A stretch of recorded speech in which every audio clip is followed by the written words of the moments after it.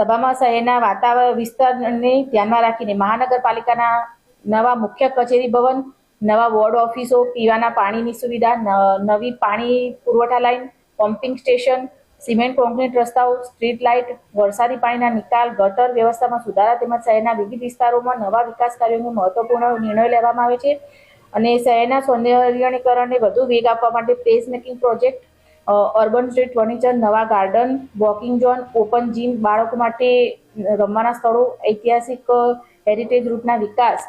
અને જાહેર સ્થળોને આધુનિક સુવિધાઓથી સજ્જ કરવાની દિશામાં એક મહત્વપૂર્ણ દરખાસ્ત રજૂ કરવામાં આવી છે.